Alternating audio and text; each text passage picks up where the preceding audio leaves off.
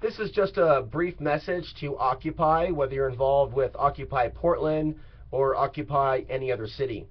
I see a lot of people out there that say that they're against racism, that they're against corruption, that they're against the militarization of local police. Now, as someone that has spent the last 10 years of his life putting a lot of focus, bringing a lot of attention to the war crimes taking place in the Middle East, I know that what I'm doing isn't supported by a lot of people.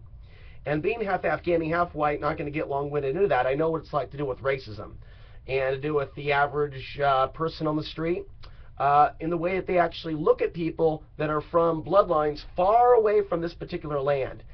And that is not to accuse all white people of racism, yet there's a lot of white people out there accusing other whites of being racist when we want to bring attention to issues, though, of importance, just as important as some of these shootings.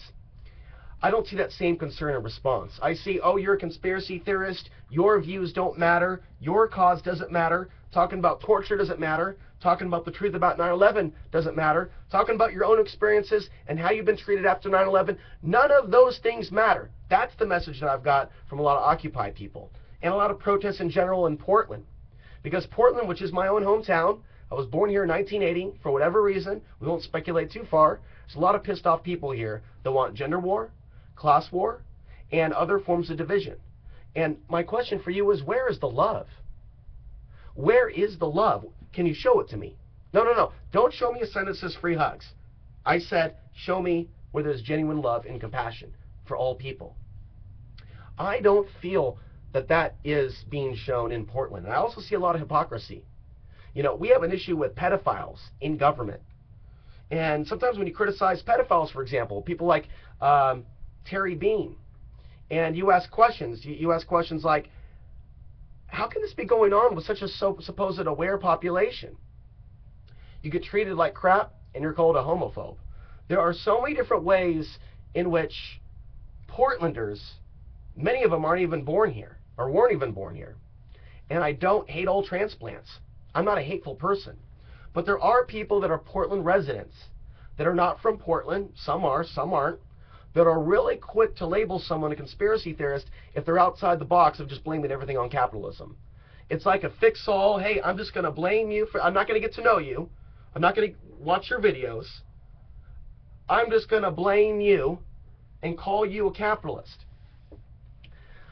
I want the people out there in Occupy Portland to know, from my perspective, that, and I'm really into this stuff. I mean, you can look at the background. You might think I'm crazy. You might think I'm a little bit emotional. You may not agree with some of my reporting. You may think other issues are more important, but I'm a genuine human being who, despite the fact that I'm currently homeless in Portland, came back to Portland after 3 years away, no support, I still keep doing what I'm doing. And, a lot of you got the V for Vendetta thing going on. Let me take you back to that movie and remind you about a part that some of you have forgotten. V for Vendetta was on the TV. V for Vendetta broke into the mass media control to ask people to wake up, and that's what I do every week on Access TV. It's more than YouTube. It's trying to reach out to my community and help my community see the real truth and the things that are going on, the high-level corruption. And so that's been a big part of who I am. It's not about being a celebrity, but a lot of people see other people in the alternative media, and they say, oh, you're trying to be like that person down in Texas, or you're trying to be that person over here, or you're trying to be that person over here. Listen.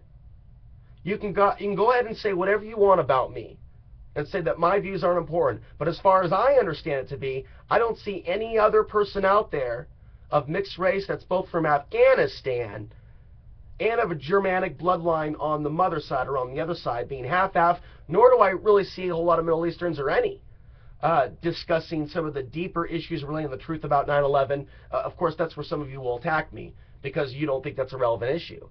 But it is a relevant issue. And when it comes to war crimes and the millions murdered in the Middle East, that's very close to my heart. And when I see people say they care about stopping racism, and they go out in the street, and some engage in property damage, quite a few engage in blocking off the freeways, blocking the roads, and they think that's going to wake people up by shutting it down. What are they shutting down? They're shutting down, in reality, faith and protest and keeping people like me away from being a part of it, which is probably a good thing. There's a lot of anger there, a lot of finger pointing. I've watched the videos. I see how you people treat each other. And I don't see a lot of peaceful energy.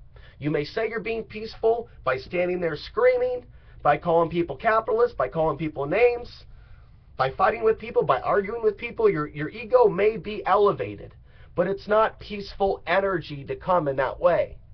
I've invited the people from Occupy Portland to be my friend. They are only in their own worldview. And you will notice that most of them are completely white. They scream about white racism. I talk about tribalism.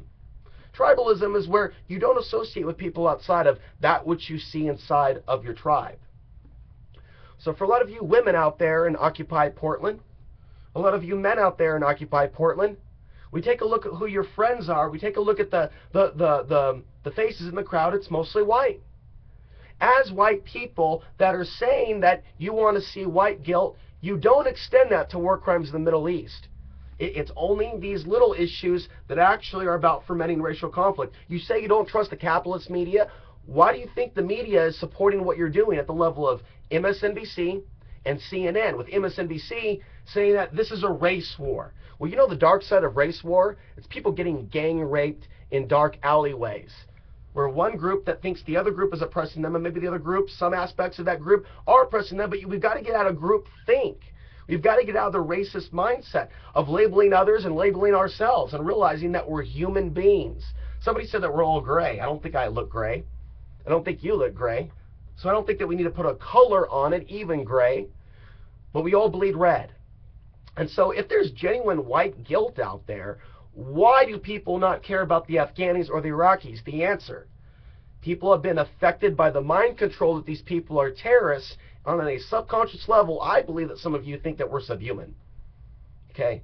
So I'm going to try to get away, steer away from labeling some of those people racist, and we'll just go with naive and ignorant and tribalist.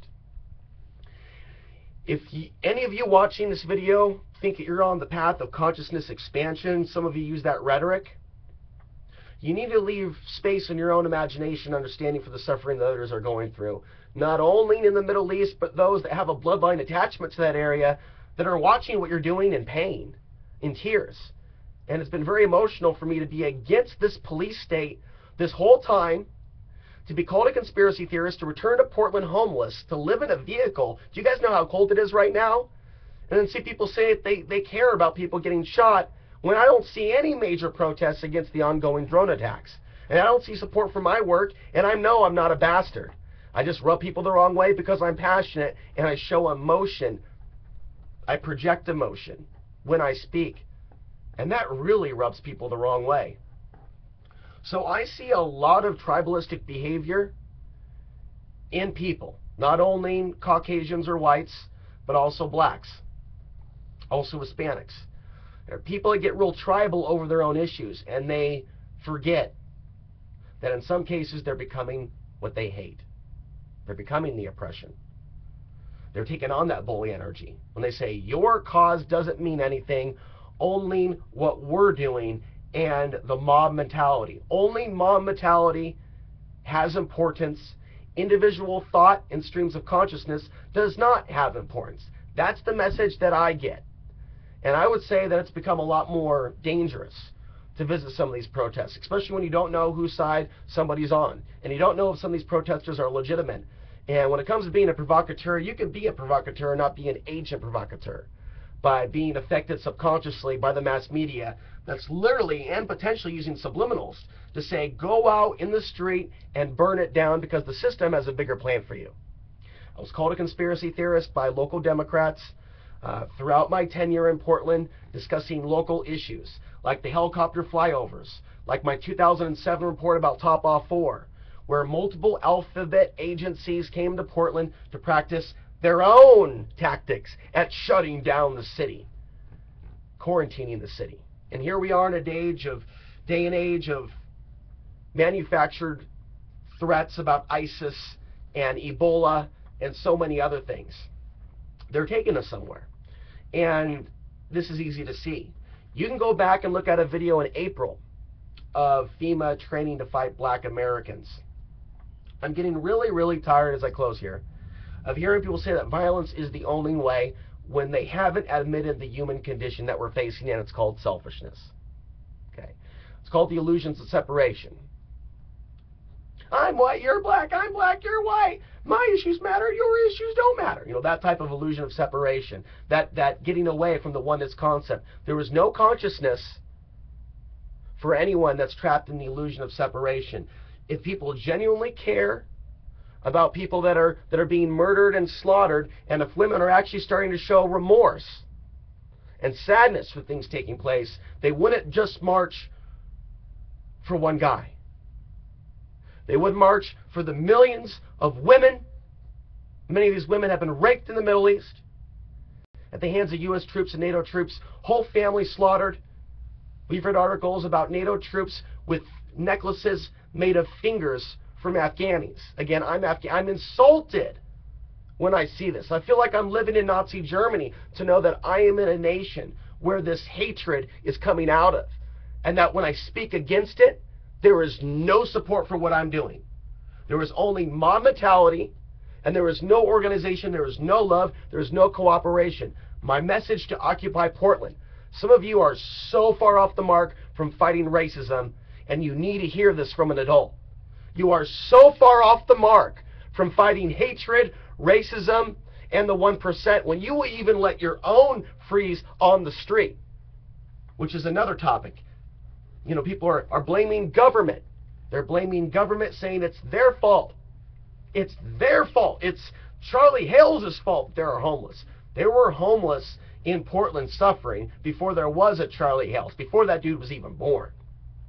Okay. Now, the homeless discussion is a more complicated one, but we need to close.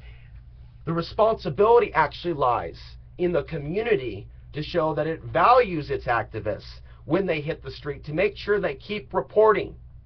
A person cannot keep reporting with a sound mind if they're freezing second to second in their vehicle. So I know where the priorities are in Portland. I know what racism is. I know what sexism is. And I'm seeing people attempt to create more of it instead of less of it. I'm going to post this on the Occupy Portland page. No doubt people are just going to ignore it. No doubt there's going to be a few people that pop up and be insulting. And that is what you get out of some of the people that are involved in these collective movements that will literally push out those with individual thought. It's a serious issue. And for those of you that are involved in Occupy that are good people, I'm here, and hopefully you're watching this, I'm here to remind people that real issues like sexism, racism, the illusion of separation, the human condition, these are all important things to look at. Even though they're philosophically based, and they're not based in marching the street, and not based in shutting it down, they're still important to reflect upon as we ask ourselves, how did we really get in this situation? What are the causal factors? Why do people really allow the dominators to continue what they're doing and taking us closer and closer towards a world government, towards world wars without end, towards greater and greater poverty? It isn't until we look at the causal factors that something can change. That is my message to anyone that may watch this that's associated with the current protests or the Occupy movement.